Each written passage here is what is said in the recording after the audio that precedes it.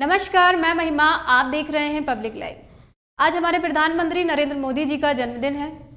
तो आज हम बात करते हैं कि कैसे उन्होंने अपने जीवन में चाय बेचने से एक प्रधानमंत्री बनने तक का सफर तय किया।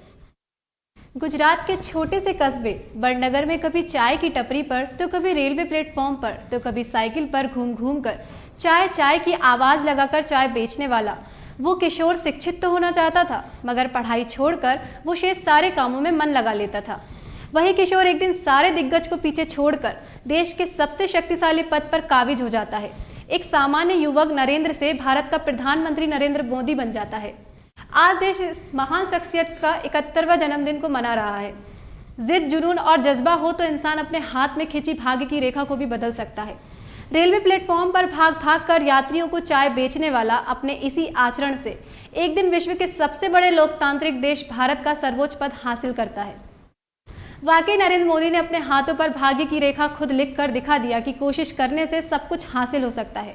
वडनगर के रेलवे स्टेशन पर चाय बेचने वाले दामोदर दास मोदी की 6 संतानें थीं।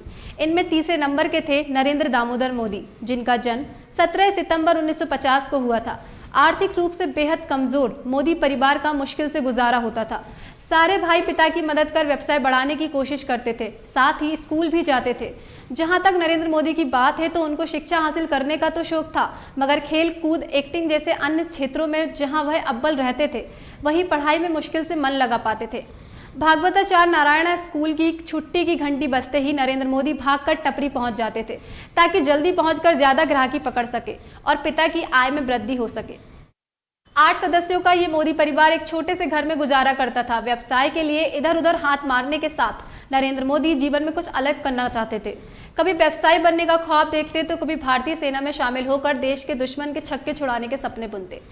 वे जामनगर के करीब स्थित सैनिक स्कूल में शिक्षा हासिल करना चाहते थे, ताकि सेना में जाने का रास्ता खुल जाए। लेकिन जब सैनिक स्कूल की फीस सुनी तो सारा जोश पानी पानी हो गया।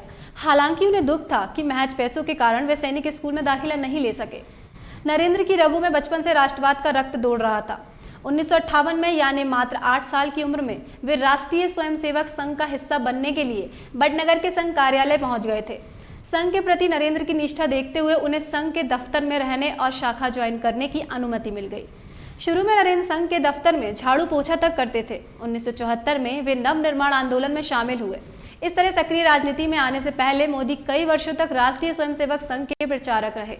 1980 के दशक में वे गुजरात बीजेपी इकाई में शामिल हुए।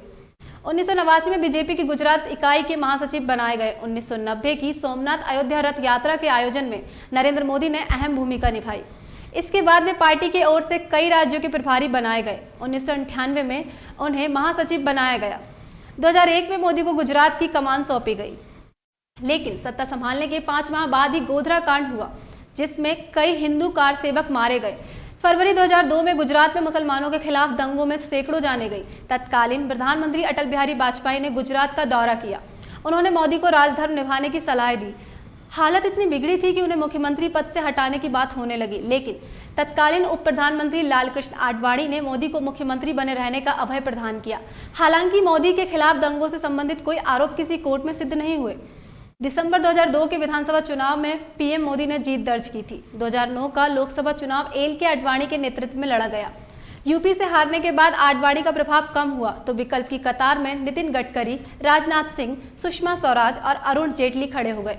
गुजरात में 2 विधानसभा चुनाव जीतने से मोदी का कद काफी बढ़ गया था। 2012 में लगातार तीसरी बार विधानसभा चुनाव में जीतने के बाद मार्च 2013 में मोदी को बीजेपी संसदीय बोर्ड से जोड़ा गया। उन्हें सेंट्रल इलेक्शन कैंपेन कमेटी का चेयरमैन नियुक्त किया गया। पार्टी का संकेत साफ था कि अगला लोकसभा चुनाव मोदी के दम पर लड़ा जाएगा, और यही हुआ। और फिर शुरू हुआ मोदी युग।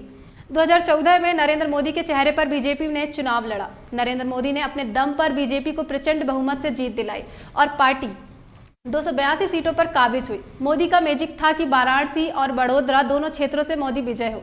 26 मई 2014 को मोदी ने भारत के 14वें प्रधानमंत्री की शपथ ली। क्या जारी रहेगी मोदी मैजिक 2024 में भी? अपने 5 साल के कार्यकाल में पीएम मोदी ने कई महत्वपूर्ण फैसले लिए। एक और उनकी लोकप्रियता दिनों दिन बढ़ रही है। वहीं विपक्ष लगातार कमजोर होता जा रहा था। बीजेपी और कमल की पहचान पूरी तरह से पीएम मोदी से हो गई। 5 साल बाद 2019 के लोकसभा के लिए एक बार फिर मोदी के नाम पर पार्टी ने चुनाव लड़ा। मोदी ने एक बार फिर अपने नाम का मैजिक साबित कर दिखाया। 2019 लोकसभा चुनाव के मुकाबले 303 सीटों पर जीत दर्ज की। आज पीएम मोदी की लोकप्रियता का आलम यह है कि उनकी तुलना देश के महान प्रधानमंत्रियों जवाहरलाल नेहरू, इंदिरा गांधी और अटल बिहारी वाजपेयी के साथ की जाती है। अभी भी देश में मोदी मैजिक बरकरार है, क्योंकि आज भी 2024 के लोकसभा चुनाव जो सर्वे रिपोर्ट आ रही है उसके अनुसार एक बार फिर बीजेपी को मोदी भारत की सत्ता दिला सकती है। खैर, ये तो आकलन है कि सच तो भविष्य के गर्भ में छिपा है, लेकिन देश के प्रधानमंत्री नरेंद्र मोदी जी को उनकी 31वीं सालगिरह की बधाई तो बनती है।